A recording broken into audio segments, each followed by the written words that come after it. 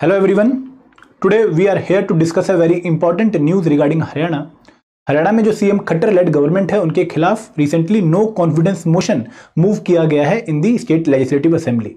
और यहाँ से ये न्यूज़ हमारे लिए इसलिए इंपॉर्टेंट हो जाती है क्योंकि नो कॉन्फिडेंस मोशन एक बहुत इंपॉर्टेंट टॉपिक है इंडियन पॉलिटी में और हमें ये टॉपिक अच्छे से कवर करना है क्योंकि ये करंट अफेयर में अब चर्चा में है. न्यूज़ क्या है, कंटेक्स्ट क्या है कि no confidence motion moved against Haryana CM Khattar in assembly, rumours of dissent within BJP ally JJP. आपको मैं बता दूं कि जो इस टाइम हरियाणा गवर्नमेंट है वो एक अलायंस है जहां पर भारतीय जनता पार्टी जो कि बीजेपी है इसने एक अलाई बनाया हुआ है जननायक जनता पार्टी के साथ, एक अलायंस बनाया हुआ है. और जननायक जनता पार्टी जो है वो दुष्यंत चौटाला जी की पार्टी है. इन दो पार्टी का अलायंस हो रखा है तो उसकी गवर्नमेंट में काफी हिस्सेदारी है. और एक और न्यूज है कि amid unrest over farm laws BJP faces no trust motion in Haryana. तो बीजेपी के खिलाफ नो ट्रस्ट मोशन आया है हरियाणा स्टेट लेजिस्लेटिव असेंबली में. और ये नो कॉन्फिडेंस मोशन एक बहुत ही इंपॉर्टेंट चीज है.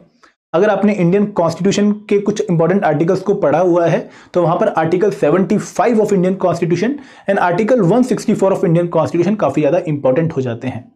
अगर मैं बात करूं आर्टिकल 75 ऑफ इंडियन कॉन्स्टिट्यूशन तो यहां पर यह बोला गया है कि जो सेंट्रल काउंसिल ऑफ मिनिस्टर है इसमें हमारे प्राइम मिनिस्टर साहब और हमारे मेजर मिनिस्टर्स आ जाते हैं at the central level. They are collectively responsible to the house of the people, जो कि लोकसभा होती है. तो जो सेंट्रल काउंसिल ऑफ मिनिस्टर है वो कलेक्टिवली रिस्पॉन्सिबल है लोकसभा को. इसके साथ साथ आर्टिकल 164 ऑफ इंडियन कॉन्स्टिट्यूशन जो कि पार्ट 6 ऑफ इंडियन कॉन्स्टिट्यूशन का हिस्सा है, यहां पर स्टेट लेजिस्लेटिव असेंबलीज के रिगार्डिंग हमें प्रोविजन देखने को मिलते हैं. और इस आर्टिकल 164 में बोला गया है कि जो स्टेट काउंसिल ऑफ मिनिस्टर है it is collectively responsible to the state legislative assembly. तो अगर जो स्टेट लेजिस्लेटिव असेंबली है या लोकसभा है ये नो कॉन्फिडेंस मोशन पास कर देती है गवर्नमेंट के खिलाफ तो गवर्नमेंट को रिजाइन करना पड़ता है. आपको अगर इलेक्शन का प्रोसेस पता है तो वहां पर आपको एक बात बहुत क्लियर होगी कि फॉर एग्जांपल अगर लोकसभा में 545 सीट्स हैं, ठीक है, तो हर 5 साल बाद जब जनरल इलेक्शन होते हैं तो जिस पार्टी को मेजॉरिटी ऑफ द सीट्स मिलती हैं हाउस की वो पार्टी सरकार बनाती है. और यहां पर जो मेजॉरिटी ऑफ सीट्स है उसका मतलब क्या है कि आपको 272 प्लस सीट्स हासिल करनी होती हैं. तो ये सिंगल पार्टी भी कर सकती है और पार्टी इन अलायंसेस या पार्टी जो कोalition पार्टीज हैं वो भी कर सकते हैं. और अगर 272 प्लस सीट से कम आपका बहुमत हो जाता है कि आपकी जो मेंबरशिप है हाउस में वो इससे कम हो जाती है तो आपके खिलाफ नो कॉन्फिडेंस मोशन लेकर आया जा सकता है जिसमें जो हाउस है वो आपके खिलाफ नो कॉन्फिडेंस एक्सप्रेस करता है. सेम जो काम है वो आपका स्टेट लेजिस्लेटिव असेंबली में भी होता है कि जैसे अगर हम हरियाणा की बात करें तो हरियाणा की जो लेजिस्लेटिव स्ट्रेंथ है वो 90 है. हरियाणा एक यूनिकैमरल लेजिस्लेचर वाला पार्ट है जहां पर सिर्फ सिंगल हाउस है स्टेट लेजिस्लेटिव असेंबली जिसमें 90 सीट्स हैं. और यहां पर अगर किसी पार्टी को पावर में बने रहना है, गवर्नमेंट में बने रहना है तो उन्हें 45 प्लस सीट्स हासिल करके रखनी पड़ेंगी. और अगर उनकी जो सीट्स हैं वो 45 से नीचे हो जाती हैं तो उनके खिलाफ नो कॉन्फिडेंस मोशन लेकर आया जा सकता है और वो फिर जो सदन है उसका कॉन्फिडेंस खो देंगी. ठीक है, तो यहां से हमारा जो टॉपिक है नो कॉन्फिडेंस मोशन उसको हम आगे और डिस्कस करते हैं. पहले इस कंटेक्स्ट को जो न्यूज है इसको अच्छे से समझ लेते हैं कि जो स्पीकर हैं ज्ञानचंद गुप्ता जो कि इस टाइम पर हरियाणा लेजिस्लेटिव असेंबली के स्पीकर हैं, इन्होंने जो मोशन नोटिस आया था उसको एक्सेप्ट कर लिया है. He has accepted the no confidence motion and allowed 2 hours for discussion on March 10, 2021. 5 March 2021 को जो अपोजिशन पार्टी है कांग्रेस गवर्नमेंट जिसमें भूपेंद्र सिंह हुड्डा जो कि फॉर्मर सीएम थे उनके द्वारा लेड एक कोalition ने नो कॉन्फिडेंस जो मोशन है वो मूव किया इन दी हाउस. उन्होंने बोला कि we are expressing dissent against the government और हमें यहां पर उनके खिलाफ नो कॉन्फिडेंस मोशन लेकर आना है.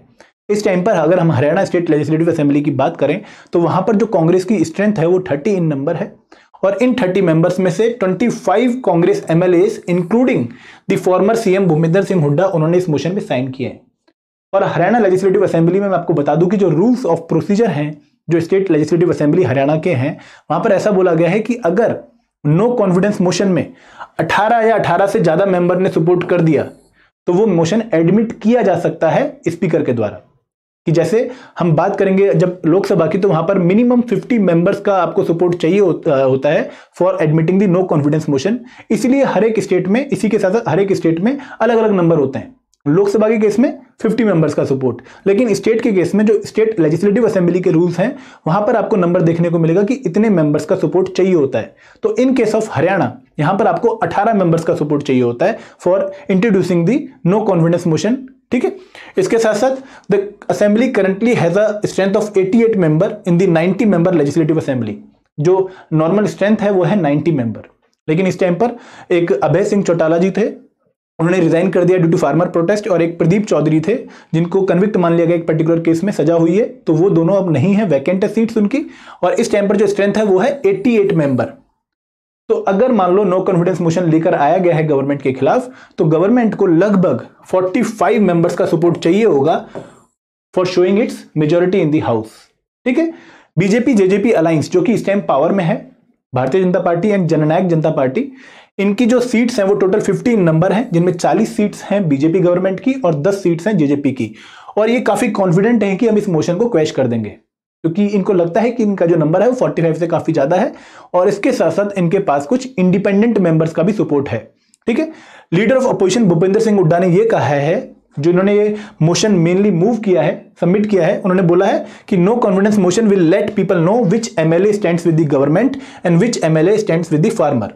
तो इस पर्टिकुलर नो कॉन्फिडेंस मोशन को हम फार्मर प्रोटेस्ट के साथ रिलेट कर सकते हैं, जो कि हरियाणा के सिंधु बॉर्डर के आसपास काफी ज्यादा प्रेवलेंट है।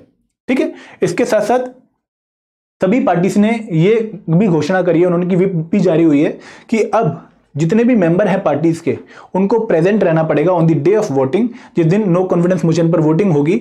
और ये व्हिप तीनों पार्टीज के द्वारा जारी करी गई है कि जो बीजेपी की पार्टी है उन्होंने भी व्हिप जारी करी अपने मेंबर्स को, जेजेपी ने भी व्हिप जारी करी है, और सिमिलरली कांग्रेस ने भी व्हिप जारी करी है। व्हिप आपको पता है क्या होता है कि व्हिप एक इनफॉर्मल पोजीशन है, जहां पर जो मेन रोल है व्हिप का वो ये कि वो एक तो अटेंडेंस जो है मेंबर्स की वो सिक्योर करता है in the floor of the house, और इसके साथ साथ जो पार्टी की लीडरशिप कमांड है उनका डिसीजन कन्वे करता है टू ऑल दी एमएलएस या ऑल दी एमपीस। और ये जनरली हर एक पार्टी का व्हिप होता है, भले ही वो अपोजिशन पार्टी हो और भले ही वो आपकी रूलिंग पार्टी हो। तो ये बेसिक कंटेक्स्ट था न्यूज का। अब बात करते हैं नो कॉन्फिडेंस मोशन की। तो यहां पर हम स्टेट लेजिस्लेटिव असेंबली के भी नो कॉन्फिडेंस मोशन का जिक्र करेंगे, और उसके साथ साथ जो जनरल लोकसभा का प्रोविजन है उसका भी जिक्र करेंगे। तो पहली बात जो आपको ध्यान में रखनी है वो ये कि कॉन्स्टिट्यूशन में कहीं भी हमें नो कॉन्फिडेंस मोशन वर्ड देखने को नहीं मिलता।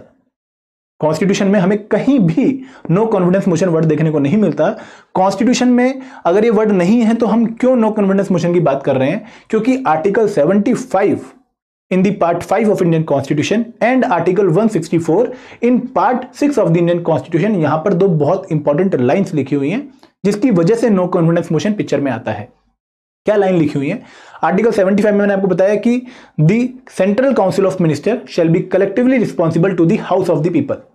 तो क्योंकि वो कलेक्टिवली रिस्पॉन्सिबल है लोकसभा को, तो लोकसभा उसकी जो कॉन्फिडेंस है वो चेक कर सकती है कि सदन का जो मत है या बहुमत है वो सरकार के पक्ष में है या नहीं है। सिमिलरली आर्टिकल 164 में सेम बात स्टेट काउंसिल ऑफ मिनिस्टर के लिए कही गई है। तो स्टेट लेजिस्लेटिव असेंबली भी ये चेक कर सकती है कि हाउस का बहुमत पार्टी के फेवर में है या नहीं है, रूलिंग पार्टी के। ठीक है, तो यहां पर नो कॉन्फिडेंस मोशन के बारे में आपको याद रखना है कि कॉन्स्टिट्यूशन में एज सच ए वर्ड कहीं नहीं लिखा हुआ।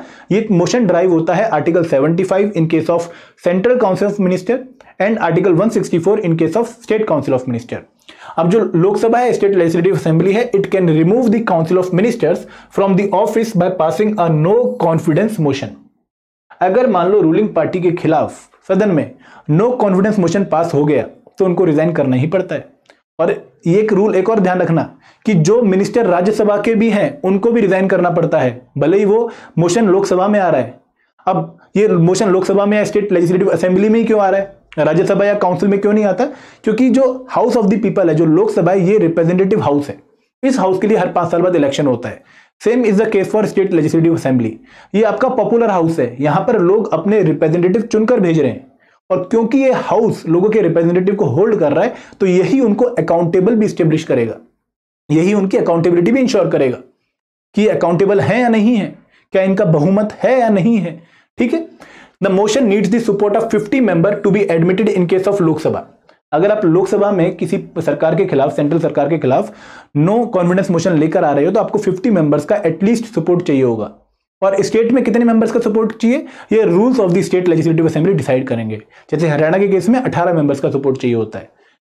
It can be brought only against the entire council of minister. एक दूसरा मोशन भी है सेंसर मोशन, जिसको आप ऑफनली कंफ्यूज करते हो नो कॉन्फिडेंस मोशन के साथ। लेकिन सेंसर मोशन की खास बात क्या है कि वो आप एक मिनिस्टर के खिलाफ भी लेकर आ सकते हो, और इसके साथ साथ आप एंटायर एक ग्रुप ऑफ मिनिस्टर के खिलाफ भी लेके आ सकते हो और एक एंटायर काउंसिल ऑफ मिनिस्टर के खिलाफ भी लेके आ सकते हो। लेकिन जो नो कॉन्फिडेंस मोशन है, ये सिर्फ और सिर्फ एंटायर काउंसिल ऑफ मिनिस्टर के खिलाफ आता है। और यहां पर जब आप जो अपोजिशन पार्टी है या कोई और भी एमपी एमएलए है, जब वो ये मोशन मूव कर रहा है तो उसको रीजन स्टेट करने की जरूरत नहीं है कि मैं क्यों ये मोशन लेकर आ रहा हूं। एक एक्स्ट्रा ऑर्डिनरी डिवाइस है जो हाउस की नॉर्मल फंक्शनिंग को स्थगित कर देती है, एडजेंट कर देती है। It can be moved only in the Lok Sabha और state legislative assembly. If pass the council of minister must resign, it need not state the reason for its adoption. यहां पर रीजंस बताने की जरूरत नहीं है आपको कि आप ये मोशन क्यों लेकर आ रहे हो। इसके साथ साथ it is nowhere mentioned in the constitution of India. इसका जिक्र हमें कॉन्स्टिट्यूशन में कहीं भी देखने को नहीं मिलता। तो ये बातें आपको नो कॉन्फिडेंस मोशन के बारे में एकदम क्लियर कट पता होनी चाहिए, क्योंकि जब पेपर में आता है और आप कंफ्यूज हो जाते हैं तो आपका आंसर गलत हो जाता है। तो इसी वजह से मेरी जो पूरी कोशिश है वो यही है कि आपको ये टॉपिक क्लियर करवा दूं। अब आते हैं वापस हरियाणा लेजिस्लेटिव असेंबली की तरफ। तो जो हरियाणा लेजिस्लेटिव असेंबली, इसका जो लेटेस्ट इलेक्शन हुए थे वो 2019 में हुए थे, जहां पर 90 सीट्स के लिए चुनाव लड़ा गया था। मेजर पार्टीज कौन कौन सी थी? बीजेपी, जननायक जनता पार्टी, आईएनएलडी, इंडियन नेशनल लोक दल और इसके साथ साथ कांग्रेस। तो यहां पर जो सीट्स मिली डिफरेंट पार्टीज को, बीजेपी को मिली 40 सीटें, कांग्रेस को 31 सीट्स, जेजेपी को 10, आईएनएलडी को 1 एंड अदर्स को मिली 8, निर्दलीय को 8 मिली। इसमें एक हरियाणा लोकहित पार्टी और थी जिसमें गोपाल सिंह कांडा थे। अब जो 40 सीटें थी बीजेपी की, तो ये मेजोरिटी से कम थी, 46 मेजोरिटी चाहिए थी, तो इनको अलायंस में आना पड़ना था सरकार बनाने के लिए। तो बीजेपी ने अलायंस बनाया जेजेपी के साथ, जननायक जनता पार्टी के साथ, और फिर सरकार बना ली। जो कांग्रेस के 31 मेंबर थे, इनमें से एक अभय सिंह चौटाला ने फार्मर प्रोटेस्ट के फेवर में आके रिजाइन कर दिया। और जो आईएनएलडी के जो कांग्रेस के जो एक मेंबर थे प्रदीप चौधरी, इनको राइट्स केस में कन्विक्ट माना गया और ये डिस्क्वालीफाई हो गए from being a member of legislative assembly. तो इसकी स्ट्रेंथ है इस टाइम पर 30। और आईएनएलडी के अभय सिंह चौटाला ने रिजाइन कर दिया फ्रॉम दी पार्टी, तो ये भी अब नहीं है। तो 2 सीट्स वेकेंट हैं। अब प्रेजेंट पोजीशन क्या है कि जो मेजोरिटी चाहिए वो चाहिए 45, क्योंकि अब इस टाइम पर स्ट्रेंथ ऑफ द हाउस कितनी है? 88। बीजेपी की 10 सीट्स हैं, जेजेपी की 10 है, बीजेपी की 40 है, जेजेपी की 10 है, इंडिपेंडेंट 5 है और हरियाणा लोक हित पार्टी की 1 सीट है और कांग्रेस की 30 सीटें हैं। तो BJP JJP alliance is very sure कि हम ये नो कॉन्फिडेंस मोशन को आराम से पास कर लेंगे और हमारी सरकार क्वैश कर देगी इस मोशन को, और हमारी सरकार काफी स्टेबल है। We are taking enough steps, तो इसलिए हमें कोई खतरा नहीं है। और इसी मोशन की चर्चा के दौरान काफी टारगेट किया गया बीजेपी की लीडर्स के द्वारा कांग्रेस लीडर्स को कि वो एक गलत मैसेज छोड़ रहे हैं इस नो कॉन्फिडेंस मोशन से। अब हमें एक और इंपॉर्टेंट जो नजर मारनी है वो है rules of the state legislative assembly of Haryana, जहां पर हमें नो कॉन्फिडेंस मोशन के रिगार्डिंग कुछ इंपॉर्टेंट डॉक्यूमेंट्स मिलते हैं, इंपॉर्टेंट इंफॉर्मेशन मिलती है। तो यहां पर क्या बोला गया है कि अगर मान लो आपने एक मोशन इंट्रोड्यूस करना है for introducing no confidence motion against the government, तो आप एक पर्टिकुलर प्रोसेस फॉलो करोगे। सबसे पहले आप क्या करोगे कि आप ये मोशन कब इंट्रोड्यूस कर सकते हो? जब आपका जो क्वेश्चन ओवर है, नॉर्मल क्वेश्चन ओवर है इन दी हाउस, वो एंड हो चुका हो और जो हाउस की डेली की कार्यवाही है वो शुरू होने वाली हो, जो नॉर्मल प्रोसीजर है हाउस का, बिजनेस है हाउस का, वो ट्रांजैक्ट होने वाला हो। The leave to make the motion must be asked after the questions and before the business on the list for the day is entered upon। कि जैसे ही आपका क्वेश्चन ओवर खत्म हुआ और आप नॉर्मल बिजनेस शुरू करने वाले हैं हाउस का, तो उसी टाइम पर आपको लीव आस्क करनी पड़ेगी हाउस की और फिर ये मोशन इंट्रोड्यूस करना पड़ेगा। और इसी मोशन को इंट्रोड्यूस करने वाले दिन आपको सुबह सुबह सेक्रेटरी ऑफ द हाउस को ये इंटीमेशन देनी पड़ेगी कि मैं आज नो कॉन्फिडेंस मोशन इंट्रोड्यूस कर रहा हूं। ठीक है। उसके बाद जब ये मोशन आप एडमिट करते हो to the speaker of the house, तो स्पीकर ऑफ द हाउस कहता है कि जो मेंबर इस मोशन के फेवर में है वो अपनी सीट पे खड़े हो जाएं। और अगर ये नंबर 18 से ज्यादा है, अगर जो मेंबर खड़े हुए हैं in the favour of the motion और वो नंबर 18 से ज्यादा है, तो ये मोशन एडमिट कर लिया जाता है स्पीकर साहब के द्वारा। जो स्पीकर साहब हैं, he shall read the motion to the assembly and जो मेंबर फेवर में है उनको बोला जाएगा कि आप अपनी सीट पे खड़े हो जाइए। And if not less than 18 members rise accordingly, the speaker shall intimate that leave is granted.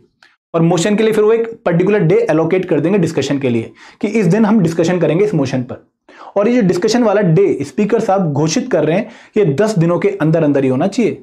जैसे मान लो कि अगर 5 मार्च 2021 को गवर्नमेंट के खिलाफ नो कॉन्फिडेंस मोशन आया है, तो जो day discussion of the motion के लिए वो डिक्लेयर करने वाले हैं, या नंबर ऑफ डेज भी डिक्लेयर कर सकते हैं, तो ये विद इन 10 डेज 15 मार्च से पहले ही एक डे उनको घोषित करना पड़ेगा। ठीक है, इसके बाद क्या होता है कि डिस्कशन होता है, पूरी चर्चा होती है, तो जितना टाइम एलोकेट किया है उससे ज्यादा टाइम भी वो बाद में यूज दे सकते हैं स्पीकर साहब। कि मान लो उन्होंने पहले बोला कि मैं 2 घंटे की डिस्कशन के लिए टाइम दूंगा 10 मार्च को, लेकिन डिस्कशन लंबी चल रही है तो उनको लगा कि और डिस्कशन होनी चाहिए, तो वो एक्स्ट्रा टाइम भी एलोकेट कर सकते हैं ऑन दी स्पॉट। ठीक है, जैसे हरियाणा के केस में अगर हम देखें तो आज 2 घंटे की डिस्कशन के बाद 1 घंटे की डिस्कशन और एक्सटेंड कर दी गई। ठीक है, उसके बाद क्या होगा कि जब डिस्कशन खत्म हो जाएगी तो वोटिंग होगी, और ये वोटिंग सीक्रेट बैलेट के थ्रू भी हो सकती है, ये वोटिंग जो है डिवीजन के थ्रू भी हो सकती है, और ये वोटिंग वॉइस वोट के थ्रू भी हो सकती है। और इसके थ्रू पार्टी जो है डिफरेंट पार्टीज वो अपना एक कॉन्फिडेंस देंगी पार्टी के फेवर में, रूलिंग पार्टी के फेवर में या अगेंस्ट में। कि जैसे मान लो बीजेपी जेजेपी अलायंस है, इन्होंने विप जारी करी कि आप इस पर्टिकुलर डायरेक्शन में वोट करेंगे, गवर्नमेंट के फेवर में वोट करेंगे, और जो कांग्रेस उन्होंने विप जारी करी होगी कि आप गवर्नमेंट के अगेंस्ट में वोट करेंगे। तो इस तरीके की विप जारी होगी और उसके हिसाब से मेंबर्स वोट देंगे। और ज्यादातर चांसेस ये है कि बीजेपी जेजेपी अलायंस शायद सिक्योर कर जाए अपनी पोजीशन। बट हमारे लिए जो टॉपिक इंपॉर्टेंट था वो था नो कॉन्फिडेंस मोशन, और हमने यहां पर एक चीज समझी, हमने स्टेट लेजिस्लेटिव असेंबली के कुछ प्रोविजंस को एक्सप्लोर करने का मौका लिया कि हरियाणा में क्या रूल होते हैं, और ये रूल हमें हेल्प करेंगे हमारे एग्जामिनेशन में। क्योंकि कई बार जब स्टेट लेजिस्लेटिव असेंबली से क्वेश्चन पूछा जाता है तो हम जनरली कंफ्यूज हो जाते हैं। वहां पर हम लोकसभा के बारे में ज्यादा पढ़ के गए होते हैं, और स्टेट लेजिस्लेटिव असेंबली पे आके हमारी जो सोच है वो मिनिमाइज हो जाती है, रिड्यूस हो जाती है। तो आपको अब ये बातें एकदम क्लियरली पता होनी चाहिए। ठीक है, तो ये था एक बहुत इंपॉर्टेंट टॉपिक जो मैंने आपके साथ डिस्कस किया। अगर आपको और भी कोई डाउट है, कोई भी क्वेरी है रिगार्डिंग दिस टॉपिक, तो आप मुझे मैसेज कर सकते हैं, कमेंट सेक्शन में टाइप कर सकते हैं। I will take your queries and will try to resolve them. Thank you very much. जय हिंद, जय भारत।